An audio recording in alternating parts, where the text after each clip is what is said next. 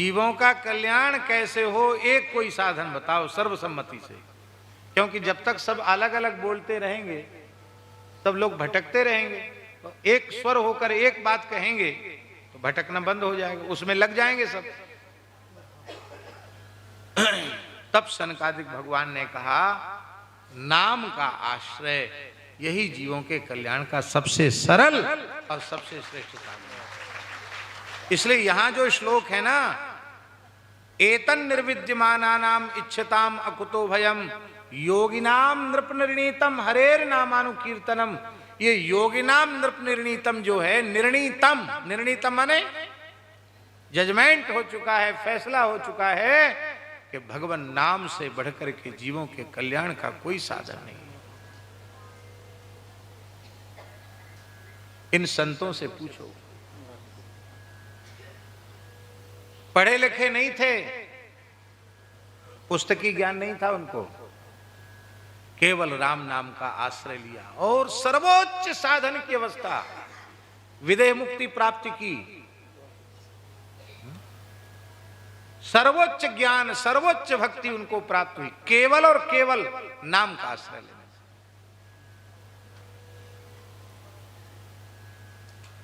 श्री कबीरदास जी कौन पढ़े लिखे थे, कितनी क्लास पढ़े थे, उनका प्रमाण पत्र सुना है आपने? मसिका गद छुओ नहीं, कलम गही नहीं हाथ, ये उनकी योग्यता का प्रमाण पत्र है। और श्री कबीर जी के साहित्य पर न जाने कितने लोग पीएचडी डिलीट कर गए। अभी भी कबीर जी की कई पंक्तियों का अर्थ लोग नहीं लगा पाते।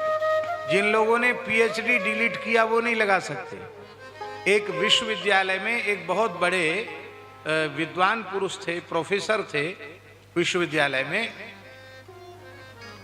ब्राह्मण देवता थे। कबीर जी के साहित्य पर उन्होंने पीएचडी डिलीट किया था, बीजक ग्रंथ के ऊपर। हमारे खाक चौक में आए, महाराज जी से बोले, लोगों ने कहा महाराज बड़े विद्वान हैं, अमुक विश्वविद्यालय में हैं और इन्होंने पीएचडी डिलीट किया है। महाराज जी बोले वाह बहुत अच्छी बात है, क्या होता है पीएचडी डिलीट? तो बताया ऐसा ऐसा होता है, पुस्तक लिखना पड़ती है। अच्छा अच्छा बहुत अच्छी बात। तो महाराज जी बोले कि एक पंक्ति का, बीजक की एक पंक्ति है, उसका आशय बताओ। दास कबीर की उल्टी बानी, बरसे कंबल भीजे पानी।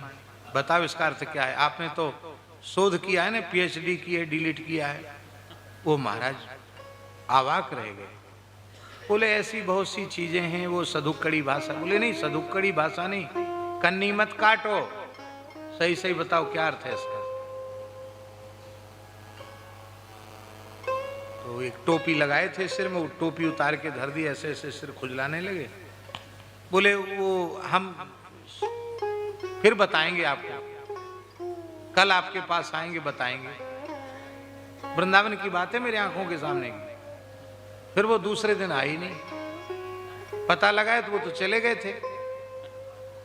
तो लोगों ने कहा कि उनको तो सवेरे ही जाना था, वो तो ऐसे ही बोल गए आपके सामने कि हम कल शाम को आके बताएंगे, वो तो चले गए। तो हमने कहा महाराज जी हमको तो जानना है इस बात को। दास कबीर की उल्टी वाणी, बरसे कंबल भीजे पानी, इसका अर्थ क्या है? तो महाराज जी बड़ी जोर से हंसे और बोले भोगी पुरुष जीवन मुक्त योगी पुरुषों के वाक्यों का अर्थ नहीं लगा सकते। ये पढ़ाई लिखाई का विषय नहीं है। संतों की वाणी समाधि वाणी होती है, वैखरी वाणी नहीं, उनकी समाधि वाणी। अब अर्थ लगाओ, बरसे कंबल, कंबल बरसता है, कभी बादल बरसते हैं। और भीजे पानी, पानी भीजता है, पानी भीजता है कि भिजाता है? हैं?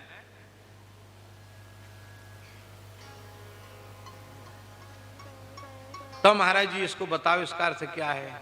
महाराज जी बड़े विनोद करते थे, कई कहते अरे भैया लंगोटी लगानी पड़ेगी इसका अर्थ समझने के लिए, माने घर द्वार छोड़ के साधु बनना पड़ेगा।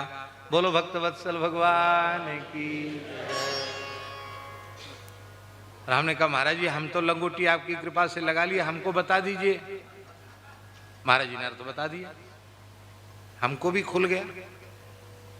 आप लोगों के मन में होगा क्या अर्थ बताया होगा। आप लगोटी लगाओ न लगाओ, राम राम करो, मेरी यही प्रार्थना है, सारे अर्थ पता चल जाएंगे। मूल बात यह है, बहुत ध्यान से सुने। बरसे कंबल, कंबल माने कंबल नहीं, कंबल माने कमल, सहस्रार कमल, उससे अमृत झर रहा है। और भीजे पानी, पानी का अर्थ है ये जो देह है ना, ये पानी ही है, क्योंकि शुक्र भी बिंदु है, द्रव है, रज भी द्रव है, बिंदु है, और उस बिंदु उसको जम करके गर्भ में उसको बोया गया और उसी से ये पानी है।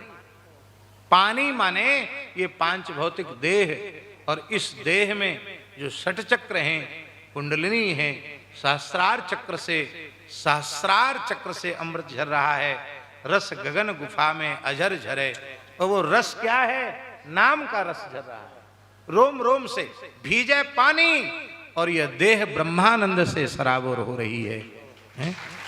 नामामृत, सहस्रार से अमृत झर रहा है, और यह पानी भीज रहा है, माने ये देह ब्रह्मानंद से सराबोर हो रही है, नाम प्रेमानंद से सराबोर हो रही है। ये अर्थ है इसका। पीएचडी डिलीट करने वाले अर्थ नहीं बता पाए। हमारे महाराज जी तो कोई डिग्री थी नहीं, उनके पास पढ़े लिखे थोड़ी थे, पर समर्थ पुरुष थे, योगी पुरुष थे। अब हम आपको क्या कहें, आप तो विश्वास करेंगे भी नहीं। क्यों, कैसे करेंगे विश्वास? हमने ऐसी सामर्थ्य उनकी देखी है, वे अपने हाथ के स्पर्श से, अपने संकल्प से आपको अनुभव करा सकते, ऐसे महात्मा। आपकी साधन की अवस्था नहीं है, आपकी योग्यता नहीं है, पर उनका मन हो जाए तो अपने संकल्प से आपको अनुभूति करा दे, ऐसे महात्मा, समर्थ पुरुष, ऐसे महात्मा किसके द्वारा थे? अरे आप हम भी ऐसे ही हो सकते हैं, निष्प्रपंच होकर भगवान नाम का आश्रय ले। हरेर नामानुकीर्तनम